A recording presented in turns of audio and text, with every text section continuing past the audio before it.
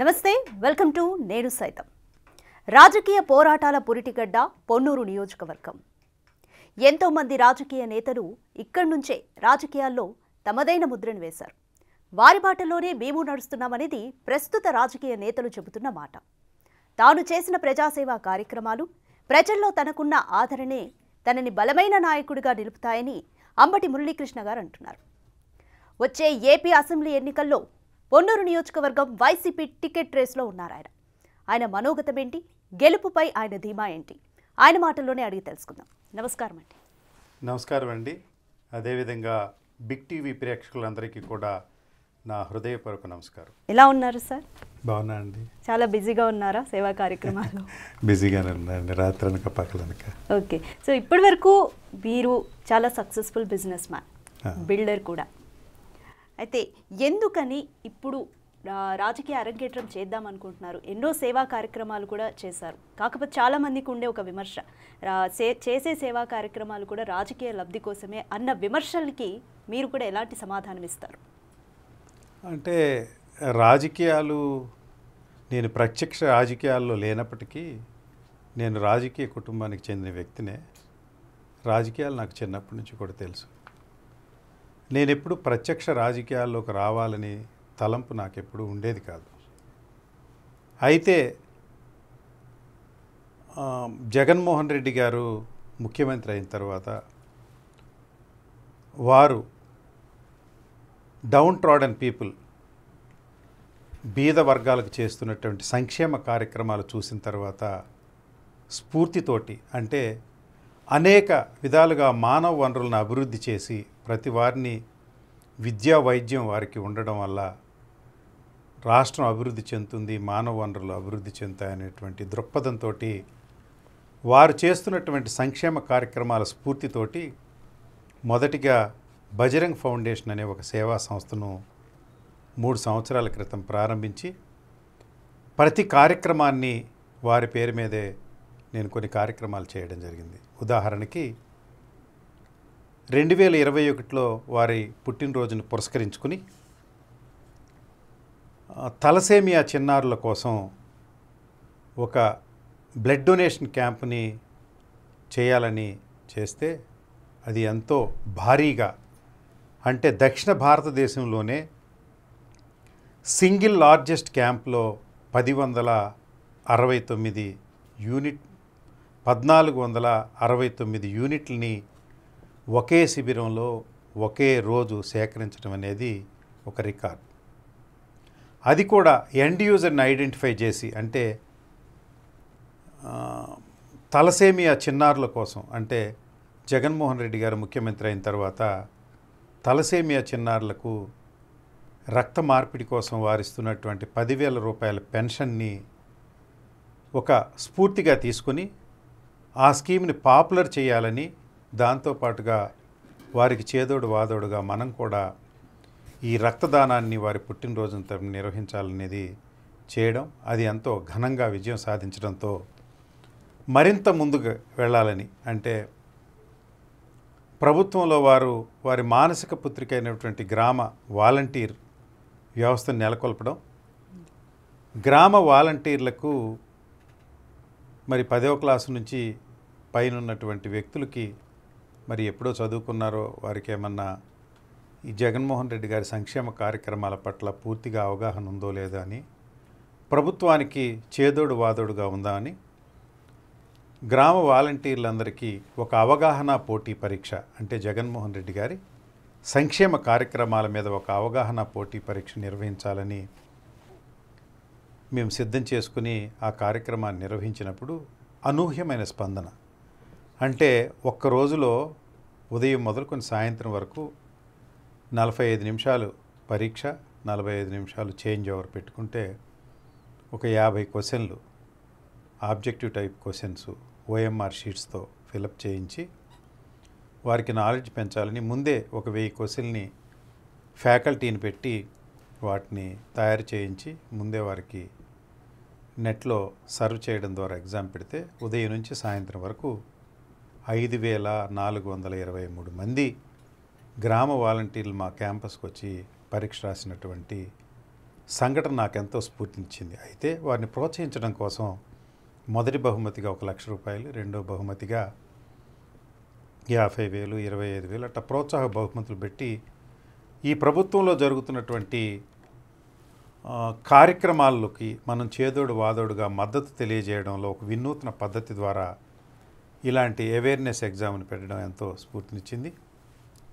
అదే క్రమంలో 2022 సంవత్సరం జగన్మోహన్ రెడ్డి గారి బర్త్డేని పురస్కరించుకుని 2023 వరకు ఒక సంవత్సర కాలాన్ని వారి పేరు మీదే కొన్ని సంక్షేమ కార్యక్రమాలు చేయాలని, దాన్ని మనం ఉగాదికి ఎలా యువనామ సంవత్సరం అని పిలుచుకుంటామో అలాగే జగన్నామ సంక్షేమ సంవత్సరం అని దానికి పేరు పెట్టుకొని దానిలో పెక్కు కార్యక్రమాలని పొన్నూరు నియోజకవర్గంలో ఉన్నటువంటి 68 గ్రామాల్లో గ్రామాన ఎంతో భారీగా శిబిరాలు పెట్టుకుని గ్రామాన కొన్ని కార్యక్రమాలు చేయడం, అవి ముఖ్యంగా వైద్య ఆరోగ్యానికి సంబంధించినటువంటి కార్యక్రమాలు ఎంతో హరిజన గిరిజన బడుగు బలహీన నిమ్నజాతి వర్గాలు, అగ్రవర్ణాల పేదలు, మైనారిటీ సోదరులకు ఎంతో ఉపయోగపడడం, ఆ కార్యక్రమాలు ఇచ్చినటువంటి తృప్తితోటి స్ఫూర్తితోటి ప్రజల్లో వచ్చిన ఒక స్పందన, అంటే ఈ కార్యక్రమాల్ని మరి ముందుకు తీసుకుపోవడానికి ఒక ప్రజావేదిక లేకుంటే ఒక అధికారం ఉంటే ఇంకా ఎక్కువగా చేయొచ్చు అనేటువంటి సూచనలు నా దగ్గరికి రావడం, నాకు కూడా దాని పట్ల ఆసక్తి పెరగడంతో రాజకీయ రంగ ప్రవేశం చేస్తే బాగుంటుందని నేను నిర్ణయించుకున్నాను. సో మురళీకృష్ణ గారు, దాదాపుగా మీరు 86కు పైగా హెల్త్ క్యాంప్లను కండక్ట్ చేశారు, బ్లడ్ డొనేషన్ కార్యక్రమాలు చేశారు. సో ఇవన్నీ నిర్వహించడానికి మీరు ఏ విధంగా ఆర్గనైజ్ చేసుకుంటారు మీ టీంని కానీ అలా? అంటే నాకు బేసిక్గా నేను బిల్డర్నండి. మొదటిగా కార్పొరేట్ సోషల్ రెస్పాన్సిబిలిటీ అనే నామకరణంతో బజరంగ్ ఫౌండేషన్ నుండి దీనికి ఎక్స్క్లూజివ్గా కొంతమంది ఫౌండేషన్ మెంబర్స్ని నియమించుకుని ఒక ఇన్ఫ్రాస్ట్రక్చర్ టీంని పెట్టుకొని ప్రతి గ్రామంలో ఒక పెద్ద శిబిరాన్ని నడిపే కార్యక్రమానికి కావాల్సిన అన్నీ సమకూర్చుకోవడం జరిగింది. ఈ శిబిరంలో ఒక 4-5 రకాల కార్యక్రమాలు మనం ప్రతి శిబిరంలో కూడా నిర్వహించడం జరిగింది. ఒకటి బజరంగ్ నేత్రజ్యోతి, అంటే గ్రామంలో ఉదయం 8 గంటల లగాయతూ సాయంత్రం 5 గంటల వరకు ఎన్ని వేల మంది వచ్చినా కూడా వారికి కంప్యూటర్తో ఒక 2-3 computerized eye testing machines, auto refractory machines పెట్టి వారి చత్వారాన్ని మెజర్ చేసి వారం రోజుల్లోనే ఫ్రీగా ఒక క్వాలిటేటివ్ కళ్ళజోడు, అంటే మామూలుగా మీరు అనుకున్నట్టుగా క్వాలిటేటివ్ కళ్ళజోడు అంటే మన కోటి సెంటర్లోకి వెళ్ళి రెడీమేడ్ షోరూంలో కొనుక్కొచ్చేది కాదు. అంటే వ్యక్తిగత కళ్ళజోడు, అంటే ఎడమ కంటికి ఎంత మసుకుంటుందో కుడి కంటికి ఎంత మసుకుంటుందో దాన్ని కొలమానం తీసుకుని ఒక ప్రత్యేకమైన ఫ్రేమ్లో 2 గ్రాసులు ఫిక్స్ చేసి దానిపైన ఒక క్లాత్ పెట్టి దానికి ఒక డబ్బా పెట్టి, అంటే బజార్లో వారు కొనుక్కుంటే ఎంత క్వాలిటీగా ఒక 2,000 రూపాయలు వెచ్చిచ్చి కొనుక్కుంటే ఎలా ఉంటుందో ఆ క్రమంలో ఇవన్నీ చేయడం, అన్నీ ఫ్రీగా చేయడం. సో అది ఎంతోమంది మరి ముఖ్యంగా వ్యవసాయ కూలీలకి, వెనుకబడిన వర్గాలు లేకుంటే హరిజనులు, గిరిజనులు, వృద్ధులు, వీరందరూ కూడా పాపం ఎక్కడో సమీప పట్టణంలోకి వెళ్ళి గుంటూరు వరకు కళ్ళు చూపెట్టుకునే స్తోమత లేకో, వెసులుబాటు లేకో, వారికి తీసుకెళ్ళి చూపెట్టేవాళ్ళు లేకో, అలాంటి వ్యక్తులందరికీ కూడా సుమారుగా 18,000 మందికి ఇప్పుడు కళ్ళజోళ్ళు ఇవ్వడం నాకు ఎంతో సంతృప్తినిచ్చింది. దానిలో నుంచే ఈ స్పందన మరి ముఖ్యంగా. మరొక కార్యక్రమం బజరంగ్ మీ గుండె పదిలం, అంటే అదే గ్రామంలో అదే శిబిరంలో, అంటే ఈసీజీ జనరల్గా ఏ హాస్పిటల్ అయినా చేయొచ్చు కానండి, 2D ఈకో మెషిన్స్ని తీసుకొచ్చి గ్రామంలో ఎవరు అడిగితే వారు, ఎవరికి అనుమానాస్పదంగా ఉంటే, ఎవరు బీపీ షుగర్లతో బాధపడి ఆయాసంతో ఉన్నారో వాళ్ళందరినీ ఆ శిబిరంలో 2D ఈకో ఈసీజీ చేయడం ద్వారా సస్పిషన్ ఉన్న కేసెస్ అన్నిటినీ యాంజియోకి సెలెక్ట్ చేసి అక్కడ నుండి ప్రత్యేకంగా బస్సును పెట్టి విజయవాడ మెడ్ స్టార్ హాస్పిటల్కి తీసుకెళ్ళి కార్పొరేట్ హాస్పిటల్లో వారికి యాంజియోలు చేయించడం, ఆ తర్వాత యాంజియోల్లో ఎవరికన్నా సర్జరీ కానీ స్టంట్స్ కానీ అవసరమైతే పెక్కు మందికి సర్జరీలు స్టంట్లు చేయించినటువంటి వైనం. ఇవన్నీ కూడా ఎంతో ₹1 వారికి ఖర్చు లేకుండా, దారి ఖర్చులు కూడా లేకుండా మేమే ఫ్రీగా బస్సులు పెట్టి ఈ కార్యక్రమాలు చేయడం వల్ల గ్రామాన అంబటి మురళీకృష్ణ పేరు నేడు ప్రతిధ్వనిస్తుందంటే ప్రజల్లో అది ఎంతో సంతృప్తికరమైనటువంటి విషయం. అయితే దీన్ని విస్తృత స్థాయిలో తీసుకువెళ్ళడానికి ప్రభుత్వంలో ఒక పాత్ర ఉంటే బాగుంటుంది. అది శాసనసభ్యత్వం అనేది బాగుంటుందేమో, ఈ ఎన్నికల్లో పోటీ చేస్తే బాగుంటుందేమో అని మిత్రులు, లేకుంటే కొంతమంది లబ్ధిదారులు వారు స్పందించడం, నాకు కూడా ఇష్టం కలగడంతో ఆ దిశగా ప్రయత్నం చేయడం. వ్యక్తిగతంగా నాకు జగన్మోహన్ రెడ్డి గారితో ఒక 25 ఏళ్ళు పరిచయం ఉంది కనుక వారి చెవున ఈ విషయాన్ని చేరేటట్టుగా చేయడంతో నేను దాన్ని సాధిస్తానన్నటువంటి నమ్మకం నాకుంది. అయితే జగన్మోహన్ రెడ్డి గారి దగ్గర మరి అభ్యర్థిత్వం తెచ్చుకోవడం అంత తేలికైన విషయం కాదు. వారి దగ్గర చాలా స్కానర్స్ ఉన్నాయి, చాలా సర్వేలు ఉన్నాయి. టోటల్గా ఒక సిస్టంలో నుంచి ఎవరైతే కష్టపడి పనిచేస్తారో, తన ప్రభుత్వ సంక్షేమ కార్యక్రమాలని ప్రజాబాహుళ్యంలోకి బాగా తీసుకెళ్ళగలుగుతారో వారికి మాత్రమే అవకాశాలు ఇస్తారు. కనుక ఆ పరీక్షలో నేను నెగ్గుకొస్తానని, వారి మనసును గెలుచుకుంటానని, వారి ఎంతో భావోద్వేగంతో చేస్తున్నటువంటి పేదల సంక్షేమ కార్యక్రమాలని ప్రజాబాహుళ్యంలోకి తీసుకువెళ్ళిన తీరు వారి దగ్గర మెప్పు పొందుతానని నేను అనుకుంటూ ఆ అవకాశం కోసం ఎదురు చూస్తూ ఉన్నాను. సో మీకే టికెట్ వస్తుంది అని మీరు గట్టిగా నమ్ముతున్నారు. సో మీకు ఎటువంటి సంకేతాలు ఉన్నాయి అధిష్టానం నుంచి అని ఇవన్నీ మాట్లాడదాం. దీనికంటే ముందు మీ కుటుంబ నేపథ్యం, మీరు అంబటి రాంబాబు గారి సోదరుడు అన్న విషయం తెలిసిందే. కుటుంబ నేపథ్యం గురించి మీ మాటల్లో ఇంకా స్పష్టంగా. నేను అంబటి రాంబాబు గారికి సొంత సోదరునండి. అయితే వారు మొదటి నుంచి రాజకీయాల్లో ఉన్నారు.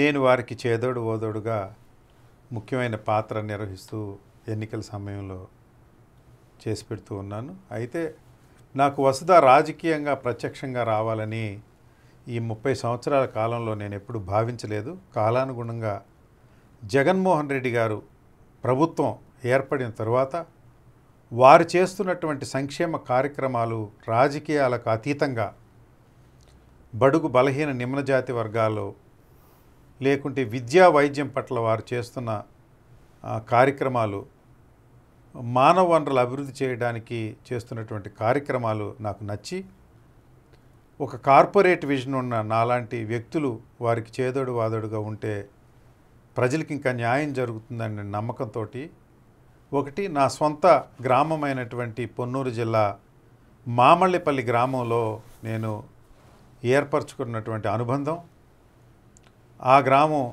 నా సొంత వనరులతోటి కొన్ని కార్యక్రమాలు చేయడం, అక్కడ మెప్పు పొందడం వల్ల నేను విస్తృత స్థాయిలో నియోజకవర్గ వ్యాప్తంగా ఈ కార్యక్రమాలు తీసుకువెళ్ళడానికి మంచి అవకాశం ఉంటుంది కనుక నాకు ఇప్పుడు రాజకీయంగా రావాలనే కోరిక ఉంది. అంతకుముందు ఎప్పుడు కూడా ఆ కోరిక నాకు లేదండి. ఓకే, 2019లో అంబటి రాంబాబు గారి గెలుపులో మీది కూడా ముఖ్య భూమిక. ఇది నియోజకవర్గం అంతా కూడా వినిపిస్తున్న మాట. ప్రతి కార్యక్రమం కూడా గెలిచిన తర్వాత కూడా 1-2 సంవత్సరాల పాటు ఉండి ప్రతి కార్యక్రమం మీరు దగ్గరుండి చూసుకున్నారు. కానీ ఎందుకని సత్తెనపల్లి నియోజకవర్గాన్ని మధ్యలోనే వదిలేసి వచ్చారు?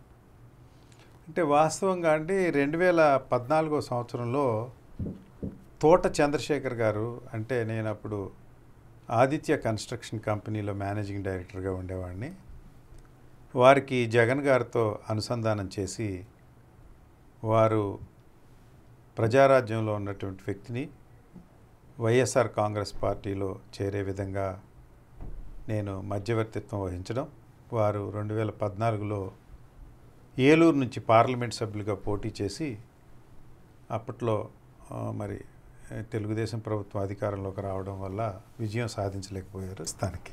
సో మీరు కూడా రాజకీయాల్లోకి వస్తే మీకు సీటు గినక కన్ఫర్మ్ అయితే మీకు రాజకీయాలకు సంబంధించి మీ సోదరుడు అంబటి రాంబాబు గారి సహకారం ఏ విధంగా ఉంటుందని మీరు అనుకుంటున్నారు? అదేం లేదండి, సహకారం లేదు, అట్లేం లేదు. ఒకే కుటుంబంలో ఇద్దరు ముగ్గురు శాసనసభ్యులైన సంఘటనలు ఉన్నాయి. ఒకే కుటుంబంలో పార్లమెంట్ సభ్యులు, శాసనసభ్యులు, జడ్పీ చైర్మన్ అయిన సంఘటనలు ఉన్నాయి. ఇదేమి ఒకరి అభివృద్ధికి ఇంకొకరు తోడ్పాటు ఉండదనేది కాదు. అప్పట్లో నాకు రాజకీయ కోరికలు ఏమి లేవు, ప్రత్యక్ష రాజకీయాలకు రావాలని అంటే ఇప్పుడు అంబటి రాంబాబు గారి గెలుపు కోసం సత్తెనపల్లిలో మీరు ముఖ్య భూమిక పోషించారు. సో అలా మీకు రాంబాబు గారి నుంచి ఎటువంటి సహాయం ఉంటుంది, సహకారం ఉంటుంది? 1989లో అంటే ఇద్దరం చిన్నవాళ్ళం, కుర్రవాళ్ళం, ఒకరికొకరు సహాయం ఉండాల్సిన అవసరం ఉంది. తర్వాత వారికి రాజకీయ అనుభవం చాలా వయసుతో పాటు పెరుగుతుంది. కష్ట సమయంలో అప్పుడు కోడెల శివప్రసాద్ బలంగా ఉన్నప్పుడు నా అవసరం ఉంటుందని భావించి నేను అక్కడ కార్యకర్తలను సమాయత్తం చేయడానికి నేను ఉన్నమాట వాస్తవం. ఇప్పుడు వారు సొంతంగా నియోజకవర్గాన్ని వారు చేసుకోగలరు. అదేవిధంగా నాకు అవకాశం లభిస్తే నేను మరొక నియోజకవర్గాన్ని కూడా చేసుకోగలననే అనుభవాలు పెరుగుతున్నాయి కనుక విస్తృతంగా పోవడానికి అవకాశం ఉంటుంది. దానిలో పెద్ద అరమరికలు ఏమీ లేవు. సో వచ్చే ఎన్నికల్లో మీరు రాంబాబు గారు ఇద్దరూ బరిలో ఉన్నారు. సో టికెట్ ఒక కుటుంబం నుంచి ఇద్దరికీ దక్కే పరిస్థితి ఉందా? వైసీపీ అధిష్టానం ఏమనుకుంటుందని మీరు అనుకుంటున్నారు? అట్లేం లేదండి. నేను ఒక విషయాన్ని స్పష్టంగా చెప్పదలుచుకున్నాను ఏంటంటే అండి, జగన్మోహన్ రెడ్డి గారి దగ్గర ఏ రిజర్వేషన్స్ లేవు. ఒక కుటుంబంలో 2 ఇవ్వాలనా, 1 ఇవ్వాలనా, అసలు కుటుంబంలో ఇవ్వకూడదనా ఏం లేదు. Only merits and demerits of that particular candidate. ఉదాహరణకి వారి దగ్గర ఉన్నటువంటి 151 మంది శాసనసభ్యుల్ని గత సంవత్సర కాలం నుంచి వారు మానిటర్ చేస్తున్నారు. ఏమని? గడప గడపకు వెళ్ళండి, తాము చేసిన సంక్షేమ కార్యక్రమాలు ప్రజల్లోకి తీసుకువెళ్ళండి, తాము చేసిన లబ్ధిని ప్రజలకు తెలిసే విధంగా చెప్పండి, చెప్పకపోతే మీరు విజయం సాధించలేరు. మరొక స్మూత్గా అర్థం కావాలంటే క్లారిటీగా వారు చెప్పింది ఏంటంటే, అన్న అధికారం కాపాడుకోవాలి మనం, అంటే మీరందరూ కష్టపడాలి, గడప గడపకు తిరగండి, కొప్పుంటే కానీ పూలు పెట్టుకోలేమన్న అధికారం ఉంటేనే ప్రజలకు సేవ చేయొచ్చు అని చెప్పినప్పుడు కొంతమంది శాసనసభ్యుల పెర్ఫార్మెన్స్ ఒక రకంగా, కొంతమంది శాసనసభ్యుల పెర్ఫార్మెన్స్ ఇంకొక రకంగా ఉన్నటువంటి విషయం మనకు తెలుసు. దానికి ఉదాహరణ ఇటీవల వారు చేసినటువంటి అనేక మార్పులు శాసనసభ్యుల్లో. కొంతమందికి ట్రాన్స్ఫర్స్ ఇచ్చారు, కొంతమందికి ఈసారికి ఆగండి అన్న మీకు ఇంకో రకంగా చేద్దామంట. అందువల్ల నేనేమంటున్నానంటే, ఏ వ్యక్తి అయినా శాసనసభ్యుడైన వ్యక్తి అతను స్కానర్ పెట్టక తప్పదు, అతను టెస్ట్ బెడ్ మీద నిలబడక తప్పదు. జగన్మోహన్ రెడ్డి గారి ముందు వారు చేసిన కార్యక్రమాలు విస్తృతంగా ప్రజల్లోకి వెళ్ళి ప్రజాభిమానం పొందితే తిరిగి వారిని నామినేట్ చేయడం జరుగుతుంది. అలా కాకుండా వారు కష్టపడుకోకుండా లేకుంటే ప్రజాభిమానం పొందుకోకుండా ఉంటే వారు టికెట్ ఇచ్చే అవకాశం లేనట్టుగా ఇటీవల వారు చేసిన మార్పులు మనం గమనిస్తున్నాయి. అంటే అధిష్టానం ఎప్పుడైనా టికెట్ల విషయంలో చాలా కన్సిడరేషన్స్ తీసుకుంటుంది. సర్వేలు, రిపోర్ట్లతో పాటు ఒక సోషల్ ఇంజనీరింగ్ అనే అంశంని కూడా, సామాజిక న్యాయం జరగాలి అనేది కూడా ఒకటి ఆశిస్తుంది. అది కూడా ఏమైనా ఎఫెక్ట్ పడుతుందని మీరు అనుకుంటున్నారు? 101% నేను అనేది ఏంటంటే అండి, వారు కన్సిడర్ చేసే పర్టికులర్ సెగ్మెంట్లో సోషల్ ఇంజనీరింగ్ డెఫినెట్గా చూస్తారు. పొన్నూరు నియోజకవర్గంలో నేను ఆశిస్తూ ఉన్నా, పొన్నూరు నియోజకవర్గంలో వారికి ఉన్న social engineering, innovative social engineering మెథడాలజీతో మన టికెట్టు కాపు వర్గానికి ఇవ్వడం, భారతదేశానికి స్వాతంత్ర్యం వచ్చిన తర్వాత ఏ పార్టీ వారు ఎప్పుడూ కూడా పొన్నూరు నియోజకవర్గంలో కాపు సామాజిక వర్గానికి టికెట్ ఇవ్వలేదు. జగన్మోహన్ రెడ్డి గారు 2019లో ఇచ్చారు. అది విజయం సాధించింది. అందువల్ల అక్కడ ఖచ్చితంగా కాపు వర్గానికే ఇస్తారని నేను నమ్ముతున్నా.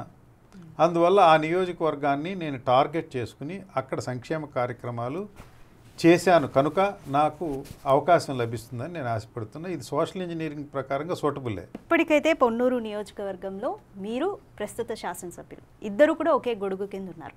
నియోజకవర్గంలో మీరు చేసే సేవా కార్యక్రమాలకు సంబంధించి ప్రస్తుత శాసనసభ్యుని సహకారం మీకు ఏ విధంగా ఉంది? శాసనసభ్యుని సహకారము లేదు అని నేనేం చెప్పలేనండి. 100% ఆయన కూడా 3-4 క్యాంపులకు వచ్చారు. తర్వాత వారిది ఒక గవర్నమెంట్కి సంబంధించినటువంటి సంక్షేమ కార్యక్రమాలు తీసుకెళ్లడంలో వారు చేస్తూ ఉన్నారు. అదేవిధంగా నేను వ్యయ ప్రయాసాలకు వచ్చి నా సొంత ధనాన్ని వెచ్చించి కొన్ని ప్రభుత్వ కార్యక్రమాలు ఇప్పుడు కళ్ళజోళ్ళు ఇంకా విస్తృతంగా ఇస్తే బాగుంటుంది, ప్రభుత్వం ఇచ్చిన దానికి అదనంగా ఇస్తే బాగుంటుంది అనేది ఒకటి. ఈ గుండెకి సంబంధించి దీన్ని ఇప్పుడు ఎప్పుడో స్ట్రోక్ వచ్చినప్పుడు తర్వాత అతను ఆరోగ్యం చెడిపోయినప్పుడు తీసుకువెళ్ళి స్టంట్ వేయించడమో లేకుంటే సర్జరీ చేయించడమో కాకుండా ముందే స్కానర్ పెట్టి గ్రామాన చెక్ చేయటం అనేది సప్లిమెంటరీగా అడిషనల్ వర్క్. అలాంటి వర్క్ను ముందే మనం ప్రీడిటర్మైన్డ్గా అంటే ప్రోయాక్టివ్గా చేయడం వల్ల ఎక్కువ ఉంటుంది కనుక వారి కార్యక్రమాలు వారు చేస్తూ ఉన్నారు. వారితో నాకు ఏమిటి ఇది లేదు. నా కార్యక్రమాలు నేను చేస్తూ ఉన్నా. గ్రామంలో ప్రతి పౌరుడు, ప్రతి మహిళ, ప్రతి పురుషుడు కూడా ఈ కార్యక్రమాల్లో ఎంతో ఉద్వేగంగా పాల్గొంటూ ఉన్నారు. అందువల్ల నేను నా కార్యక్రమాలు అన్డిస్ప్యూటెడ్గా చేస్తూ ఉన్నాను. అది నిరంతరం కొనసాగుతాయి. ఫ్యూచర్లో కూడా ఈ కార్యక్రమాలు ఆగేది లేదండి. ఓకే, అంటే మీరు చేసే ప్రజాసేవా కార్యక్రమాలు ఇక రాజకీయ ప్రస్థానం ఉన్నా కూడా ఇవి కంటిన్యూ అయిపోతాయి ఒకవేళ, లేదా ఇవి లేదు నా ఆత్మ సంతృప్తి కోసము అని మీరు అంటారు? 100కి 100 పాళ్ళు నేను ప్రయాణం చేస్తున్నటువంటి ఈ కార్యక్రమాలు, సంక్షేమ కార్యక్రమాల్లో మధ్యలో ఈ ఎన్నికలు వచ్చాయి. దీనిలో ఒక శాసనసభ్యత్వాన్ని పొందితే బాగుంటుందేమో అనేటువంటి ఒక ప్రయత్నం. కానీ ఇది నిరంతర ప్రక్రియ. జగన్మోహన్ రెడ్డి గారు అంటే ఎందుకని రాజకీయాల్లోకి వస్తే మీరు ఇంకా ఎక్కువగా చేయొచ్చని అభిప్రాయపడుతున్నారు? అంతేనండి, దాంట్లో వేరే ఆలోచనే లేదు. నేను ఒక్క విషయాన్ని స్పష్టంగా చెప్పాలనుకున్నానండి. నా వయసులో నేను ఉన్నటువంటి కుటుంబం నుంచి వేరే లబ్ధిని ఆశించి రాజకీయాల్లోకి రావాల్సిన అవసరం నాకు లేదు.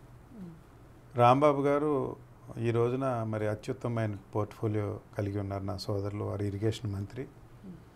నేను ఇన్ఫ్రాస్ట్రక్చర్లో సుమారుగా 30-35 ఏళ్ళ అనుభవం ఉంది నాకు. నేను టెక్నోక్రాట్ని, నాకు అనుభవం ఉంది. నేనేమన్నా డబ్బు సంపాదించుకోవాలి, వ్యాపారం చేసుకోవాలంటే ఇది అనువైన సమయం. సో నేను ఎప్పుడూ కూడా కనీసం ఒక పని కూడా ఎవరిని అడిగింది లేదు. వారి ఛాంబర్కి కూడా నేను వారి మంత్రి అయినప్పుడు ప్రమాణ స్వీకారానికి ఒకసారి వెళ్ళాను. మళ్ళీ ఆ ఛాంబర్ దిశగా కూడా నేను ఎప్పుడు వెళ్ళలేదు. నాకు ఏ కార్యక్రమం ఉండదు. కనీసం తిరుపతి లెటర్ కూడా ఇమ్మని నేను ఎప్పుడూ ఎవరికి రికమెండ్ చేయను. నా పని ఏదో నేను చేసుకుంటాను. సో అందువల్ల ఒక భావోద్వేగంతో, అంటే సమాజానికి నా అనుభవాన్ని, నాకు ఉన్నటువంటి ఆర్థిక స్థిరత్వాన్ని కొంత వెచ్చించి చేయడం ద్వారా ఇంకా ప్రభుత్వ శాసనసభ్యత్వం లాంటిది ఏదైనా లభిస్తే జగన్మోహన్ రెడ్డి గారి ఆశయాల్ని, సంక్షేమాన్ని ముందుకు తీసుకుపోయే విధంగా పనిచేయాలన్న దృక్పథం తప్ప వేరే ఏమీ లేదని మీకు మనం చేస్తూ ఉన్నా. దీనికి ప్రధానమైనటువంటి కారణం జగన్మోహన్ రెడ్డి గారితో నాకు వ్యక్తిగతంగా 25-30 ఏళ్ళ పరిచయం ఉండడం. వారు దినదిన ప్రవర్ధమానంగా రాజకీయంగా బలపడాలని, అంతేకాకుండా మరో 25 సంవత్సరాలు వారే ముఖ్యమంత్రిగా ఉంటే ఈ సంక్షేమ కార్యక్రమాలు వృద్ధి చెందితే రాష్ట్రంలో ఆరోగ్య, తర్వాత విద్యలో ప్రతి పౌరుడు సరిగా తీర్చిదిద్దబడతాడని,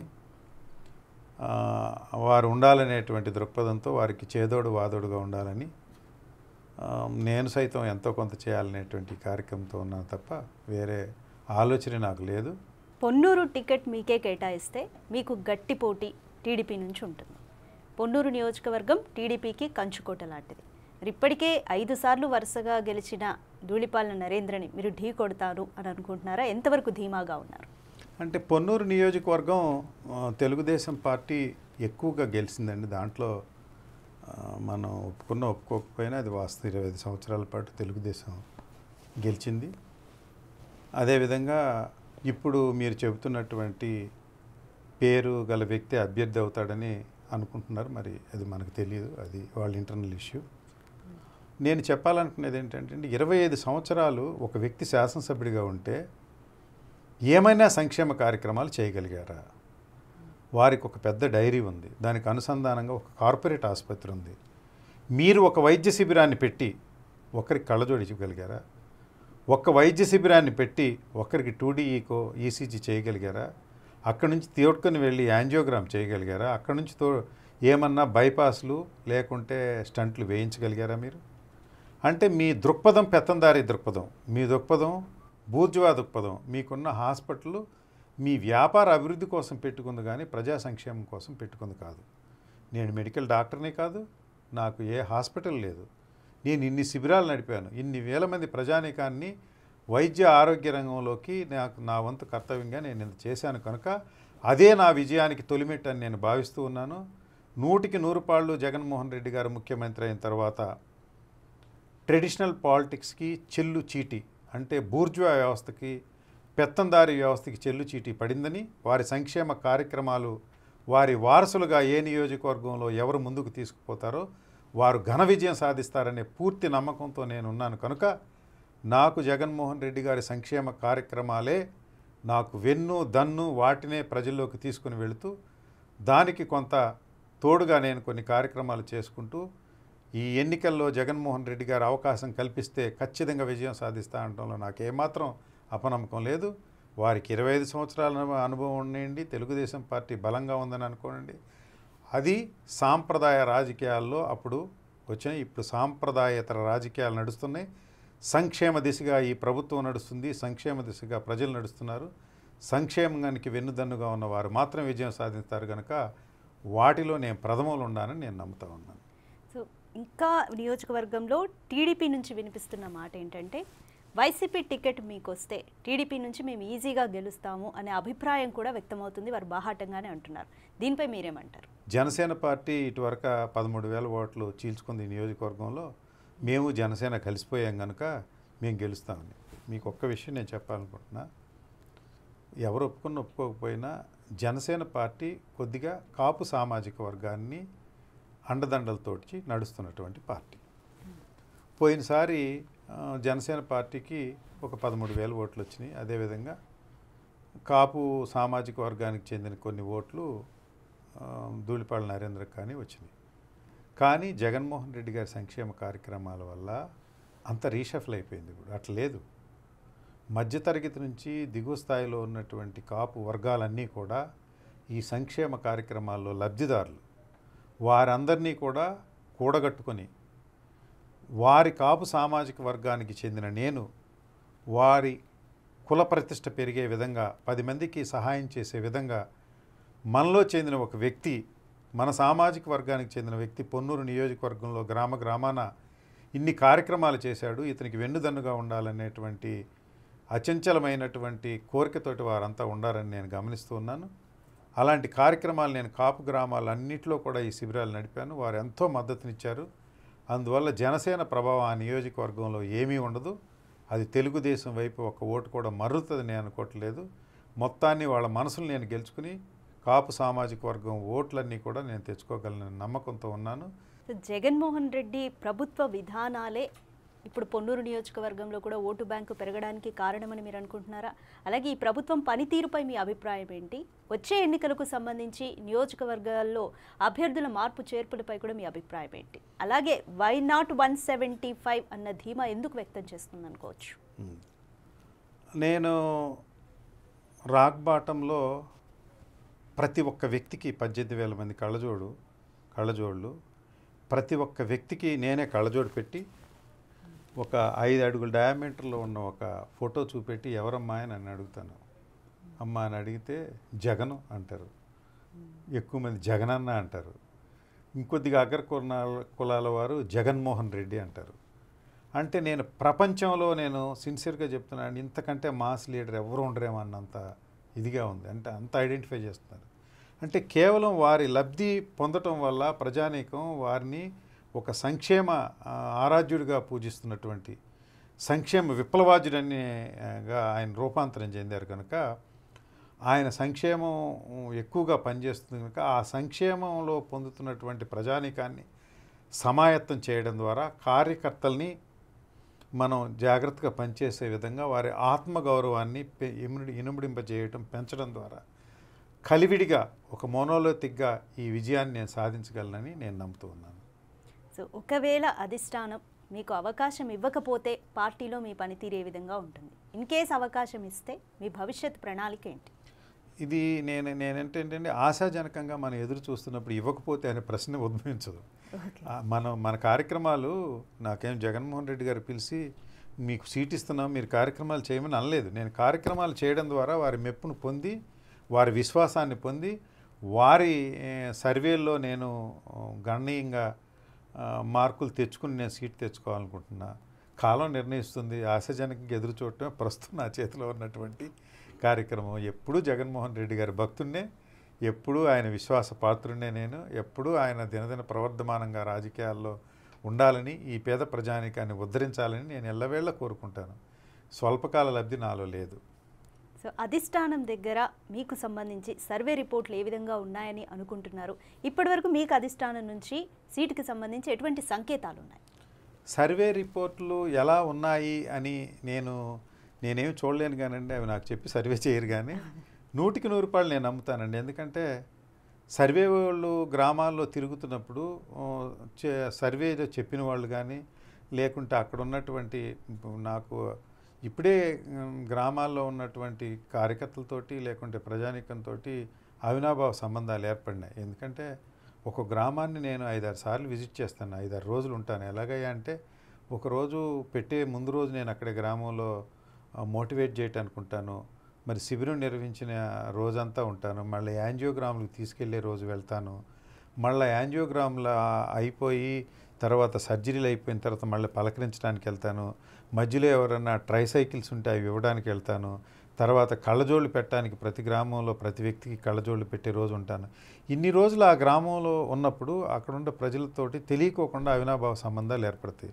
సో వాళ్ళ ద్వారా నాకు వచ్చింది ఏంటంటే, అన్న ఇవాళ సర్వే వాళ్ళు వచ్చారన్నా, మీరు ఖచ్చితంగా మంచి అభ్యర్థి, మీరు గెలుస్తారని చెప్పామన్నా అని వాళ్ళు చెబుతున్న దాన్ని బట్టి సర్వేలు బాగా వెళ్ళి ఉంటాయని నేను నమ్ముతున్నా. అది నేనైతే చూడలేను, నాకు చూపెట్టరు కనుక నేను నమ్ముతా ఉన్నా. 100% వెళ్తాయండి. ప్రస్ఫుటంగా మన కార్యక్రమాలు కనిపిస్తాయి. ఇంత ప్రజా సంక్షేమం, ఇంత వ్యయ ప్రయాసాలు కోర్చి చేసిన కార్యక్రమాలు ఊరికనే పోతాయని నేను అనుకోనండి. 101% వెళ్తాయి. అయితే నేను ఎప్పుడూ కూడా ఏ టీవీలోనూ ఏ మైక్లోనూ ఈ కార్యక్రమాలు చేస్తున్నట్టు చెప్పుకోవాలి. ఆర్గానిక్గా ప్రజల్లోనే ఇవి వాళ్ళలో వాళ్ళే మాట్లాడుకునే విధంగా ఉన్నాయి. అయితే నా దగ్గర కొన్ని మన వీడియోలు, మన ఫౌండేషన్ కార్యకర్తలు ఎవరైతే ఉన్నారో సభ్యులు, వీళ్ళు కళ్ళజోడు తీసుకుని వెళ్ళేటప్పుడు, గుండె జబ్బు తీసుకెళ్ళేటప్పుడు కొన్ని వీడియోలు తీస్తారు. అలాంటి వందలాది వీడియోలు నేను చూశాను కనుక అది ఆటోమేటిక్గా అక్కడ ప్రస్ఫుటిస్తుంది. అదే మాట చెబుతారు ఎక్కడైనా. సో 101% సర్వేలు నాకు అనుకూలంగా ఉంటాయి. నేను వారి సంక్షేమ కార్యక్రమాలకి వారసుడిగా నేను ఉన్నాను కనుక ఖచ్చితంగా నేను చేస్తానని. ఇంకొక నమ్మకం ఏంటంటే అండి, వై నాట్ 175 అని జగన్మోహన్ రెడ్డి గారు ఒక పిలుపునిచ్చారు. 175 నియోజకవర్గాల్లో వారు గెలుస్తేనే వారు నమ్ముతున్నారు. 101% నేను కూడా నమ్ముతున్నా. బట్ దానికి సబ్జెక్టు కండిషన్, 175 నియోజకవర్గాల్లో జగన్మోహన్ రెడ్డి గారు నామినేషన్ ఫైల్ చేస్తే 175కి 175 గెలుస్తారు. దాంట్లో ఏ డౌట్ లేదు. ఏ నియోజకవర్గంలో జగన్మోహన్ రెడ్డి గారికి ఓటేసేస్తారు. అయితే ఏదన్నా కొన్ని నియోజకవర్గాలు ఎక్కడన్నా గెలవలేకపోతే, అంటే ఇక్కడ కండిషన్స్ మళ్ళీ ఎలా చూడాలి అంటే, అన్నిట్లోనూ జగన్మోహన్ రెడ్డి నామినేషన్ వేస్తేనే అని మీరు నేను అంటుంది ఏంటంటే, అదే నేను చెప్పాలి, నన్ను వివరణ ఉంది. అయితే వారు చేస్తున్న ఎక్సైజ్ ఏంటంటే, ఒక వ్యక్తిగా 175 నియోజకవర్గాల్లో వారు నామినేషన్ వేయడం అసాధ్యం. అందుకని వారి సంక్షేమ కార్యక్రమాలు భావోద్వేగంతో చేస్తున్న సంక్షేమ కార్యక్రమాల వారసుడు పొన్నూరులో ఎవరు, లేకుంటే పక్కనున్న ఇంకో నియోజకవర్గంలో ఎవరు, ఆ పక్కనున్న నియోజకవర్గంలో ఎవరని వారి సంక్షేమ కార్యక్రమాలకి వారసుడిగా ఎవరున్నారు, ఎవరు బాగా చేస్తున్నారు అనేదే వారు గత సంవత్సరం నుంచి చేస్తున్నటువంటి కార్యక్రమం. గడప గడప కానండి, ఇంకోటనండి. సో నేను కూడా ప్యారలల్గా ఫౌండేషన్ కార్యక్రమాలు చేస్తున్నా కనుక నేను 101% వారి సంక్షేమ కార్యక్రమాలకు వారసుడని నేను నమ్ముతున్నాను కనుక నాకు అవకాశం వస్తుంది. That is the way. So వారు ఎక్కడన్నా ఆయన వారసులు ఈ సంక్షేమ కార్యక్రమాలకి ఎక్కడన్నా దొరక్కపోతేనో, పొరపాటు పడితేనో, లేకపోతే ఇంకేదైనా జరిగితేనో ఆ నియోజకవర్గం పోయే అవకాశం ఉంటుంది. కానీ లేకుంటే 175కి 175 గెలుస్తారండి. వారు అన్నదానిలో ఏమాత్రం ఇది లేదు. ఇప్పటికే ప్రజాసేవా కార్యక్రమాలతో ప్రజల్లో ఉన్నారు. ఇన్ కేస్ మీకే సీట్ వచ్చి గెలిస్తే, సో పొన్నూరు నియోజకవర్గ ప్రజలకు మీరిచ్చే ఫస్ట్ హామీ ఏంటి? వాళ్ళకి ఏ విధంగా సేవ చేస్తూ ముందుకెళ్ళాలని మీరు అనుకుంటున్నారు? నేను నిజం చెప్పాలంటే అండి, నాకు ఒక ఎజెండా ఉంది వైద్య తర్వాత విద్యలో. అది నేను ముందు చెప్పి గత 2 సంవత్సరాల నుంచి కార్యక్రమాలు చేస్తున్నాను.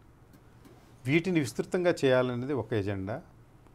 ఇంకొకటి, నిన్న కూడా ఎవరో ఇట్లాగే మనకి టీవీ వాళ్ళు అడిగితే అప్పటికప్పుడు నాకు అనిపించింది ఏంటంటే, ఎప్పటి నుంచో నా మనసులో ఉన్న కోరిక, ప్రతి గ్రామంలో చెరువులు ఉన్నాయి. చెరువులన్నీ గుర్రపు డెక్కతోటి అన్నీ పాడుపడిపోయాయి. వాటిలో వ్యర్థాలు వస్తున్నాయి. ఏ గ్రామంలోనూ చెరువు లేని గ్రామం లేదు పొన్నూరు నియోజకవర్గంలో.